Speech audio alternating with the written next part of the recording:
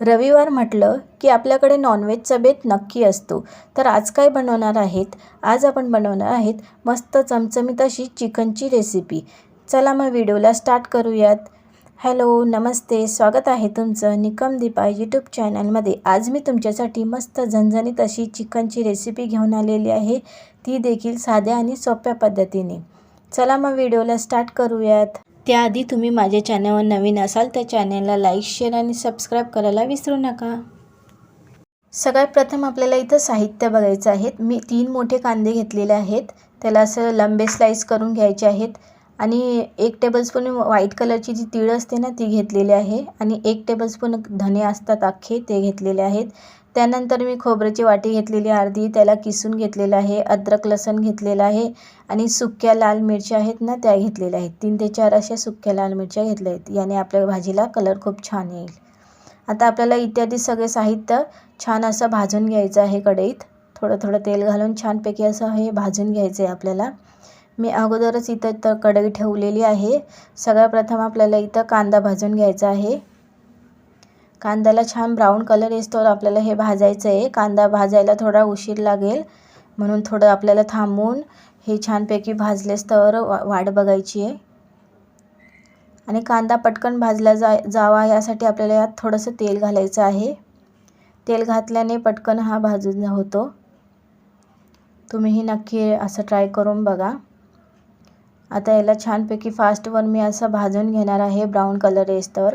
कांदा आणि जे आपले साहित्य असतात ना त्याला छानपैकी भाजलं ना तर भाजीचा कलर देखील खूप छान येतो. कांद्याला पूर्ण एकजीव करून घ्या. तुम्ही बघू शकता हळूहळू कांद्याचा कलर हा चेंज होतोय. अजून थोडा आपल्याला कांदा परतून घ्यायचा आहे. थोडासा ब्राऊन झालेला आहे, अजून थोडा परतून घेऊयात.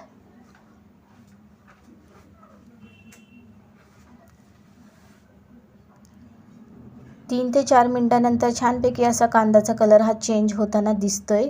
आता याला काढून घेऊयात. कांदा आपला झालेला आहे इथे. आता त्याच तेलामध्ये आपल्या उरलेलं जे खोबरं आहे ते भाजून घ्यायचं आहे. खोबऱ्याला भाजायला उशीर लागत नाही, पटकन हे भाजलं जातं. यात थोडंसं तेल उरलेलं आहे, त्या तेलानेही आपलं पटकन भाजलं जाईल खोबरं. आता याला पण थोडासा ब्राऊन कलर येतो आपल्याला भाजायचं आहे. तेल जर कमी पडत असेल तर तुम्ही वरतून देखील घालू शकता थोडं तेल. मला इथं थोडं कमी लागलं तेल म्हणून मी अजून थोडं घालते. आता पटकन आपला हा भाजून घ्यायचं आहे आपलं खोबरं. त्यानंतर उरलेले जेवढे साहित्य आहेत, लसूण, मिरच्या, अद्रक, धने, तीळ, हे सगळं आपल्याला यात भाजून घ्यायचं आहे. पूर्ण असं एकजीव करून घ्या ह्याला. आणि इथं गॅस तुम्ही बंद करून घ्या, कारण की हे जे उरलेलं जे साहित्य असतं ना ते जळलं नाही जावं म्हणून गॅस मी इथं बंद करून घेते. तर गॅस बंद करून घ्यायचा आणि बंद गॅसवरच हे कढई जशी आपली तपलेलीच असते, या बंद गॅसवरच हे आपल्याला छान असं फ्राय करून घ्यायचं आहे. आता आपला मसाला झालेला आहे. आता मिक्सरच्या भांड्यात मी काढून घेते मसाला. आता बघूयात यात काय काय घालायचं आहे. चवीपुरतं मीठ घालते मी, अर्धा टेबलस्पून मीठ घालते. धण्यापूड घालते 1 टेबलस्पून, मोठा टेबलस्पून घालायचं आहे. अर्धा टेबलस्पून हळद घालायची आहे. जिरं घालते अर्धा टेबलस्पून.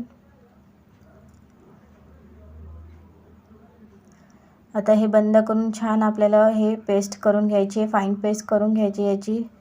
जेवढं छान बारीक वाटला जाईल ना आपला मसाला तेवढा छान असे ही भाजीला टेस्ट देखील छान येते.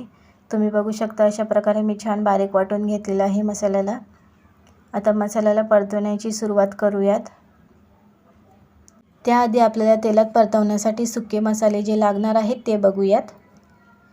आता तुम्ही बघू शकता मी इत्यादी सारे सुके मसाले घेतलेले आहेत. आता मी तुम्हाला याचे नावं सांगते. हे सगळे साहित्य मी 1 टेबलस्पून घेतलेलं आहे. हा एव्हरेस्टचा चिकन मसाला आहे तो 1 टेबलस्पून घेतलेला आहे. लाल तिखट आहे ते 1 टेबलस्पून घेतलेला आहे. गरम मसाला आहे तो अर्धा टेबलस्पून घेतलेला आहे. धण्यापूड आहे ते 1 टेबलस्पून घेतलेला आहे. हळद आहे ते अर्धा टेबलस्पून घेतलेले आहे. आणि इथं मी मीठ घेतले चवीनुसार आणि त्यानंतर काश्मीरी लाल मिरची पावडर घेतलेली आहे. इत्यादी आपल्याला मसाले लागणार आहेत. आता सर्वप्रथम कढई ठेवूयात आणि कढईमध्ये तुम्हाला जेवढं लागेल तेवढं तेल घाला. तेल थोडं जास्त घातलं ना नॉनव्हेजला तर भाजीला तरी खूप छान येते, म्हणून 2 ते 3 मापलं असं छानपैकी तेल घ्यायचं आहे आपल्याला. आता हे सगळे मसाले आपल्याला 2 मिनटं असं तेलात परतून घ्यायचं आहे. खरपूस असा सुगंध घरभर सुटत नाही ना तोपर्यंत हे छान असं परतून घ्या. पूर्ण लक्ष देऊन हे परतून घ्या, कारण की हे मसाले जळण्याची शक्यता असते, म्हणून हे पटकन याच्याकडे लक्ष देत राहा. आता हे परतून झालेलं आहे. आता वाटून ठेवलेला जो आपला मसाला आहे ना त्याला यात टाकून घ्यायचं आहे आणि छानपैकी आपल्याला 5 ते 7 मिनटं लागतात त्याला छानपैकी परतवण्यासाठी. याचं पूर्ण तेल निघेस्तोवर याला परतवायचं आहे. मसाला जेवढा जास्त परतवून आपण तेवढी छान अशी भाजीला तरी देखील येते आणि खाण्यासाठीही खूप छान लागते. पूर्ण मसाले एकजीव करून घेऊयात आपण. पुन्हा खुरपीच्या साहाय्याने मी पूर्ण एकजीव करून घेते. तोपर्यंत चिकन शिजवायला टाकलेलं होतं ते देखील शिजून झालेलं आहे. 1 शिट्टी वाजवून मी बंद करून घेतलेली आहे कुकरची. आता इथं मी हे मसाला कोणता मसाला करून मी उकळी घेतलेली आहे हे तुम्हाला सांगते. इथं कोथिंबीर, अद्रक आणि लसूण याची पेस्ट करून घेतलेली आहे आणि 1 कांदा कापून याला फ्राय करून यात टाकून घेतलेला आहे. असं करून हे आपल्याला उकळीसाठी करायचं आहे आणि उकळी अशा मसाल्याने दिली ना तर खूप छान अशी चिकन देखील लागते. लहान मुलांना देखील तुम्ही अशी ही उकळीचा रस्सा पाजू शकता. आता मसाला आपण बघू शकतो खूप छान असा तरी तेल सुटत आहे. आता आपल्याला हे चिकन बॉईल केलेलं ते टाकून घ्यायचं यात. तुम्ही बघू शकता चिकन मी पूर्ण टाकून घेतलेलं आहे. आता भाजीला छान मिक्स करून घेऊयात. गॅस इथं फास्टच ठेवूयात, कारण की चिकनची भाजी शिजायला काही जास्त उशीर लागत नाही. 5च मिनटं मी इथं शिजवणार आहे, कारण की ऑलरेडी आपण चिकन हे शिजून घेतलेलं आहे, म्हणून मसाल्यात जास्त शिजवायचं नाही आहे आपल्याला. गॅस फास्टच ठेवलेला आहे मी. आता तुम्हाला जेवढं पाणी वरतून टाकायचं आहे तेवढं तुम्ही टाकू शकता. ही 1 किलोची चिकनची भाजी बनवलेली आहे मी. 7 ते 8 जणांना आरामशीर पुरेल अशी ही रेसिपी आहे. नक्की ट्राय करून बघा घरी.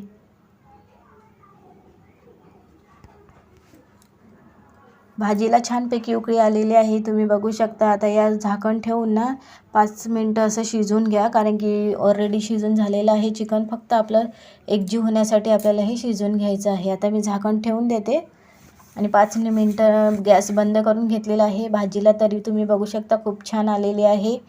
आता बारीक चिरलेली कोथिंबीर यावरती मस्त अशी सजवून टाकायची आहे. तर इथं ताजी अशी बारीक चिरलेली कोथिंबीर टाकून घेते मी. आता आपल्याला भाजीत हे कोथिंबीर पूर्ण मिक्स करून घ्यायचे, हलवून घ्यायचं आहे.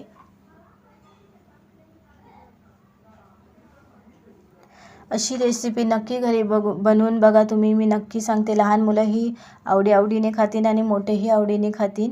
तर छानपैकी हे कोथिंबीर मिक्स करून घेऊयात आणि भाजीचा कलर तुम्ही बघू शकता खूप छान उत्तम आलेला आहे आणि खाण्यासाठीही खूप छान लागते. ही अशी रेसिपी नक्की बनवून बघा आणि घरभर असा सुगंध सुटलेला आहे हे भाजीचा.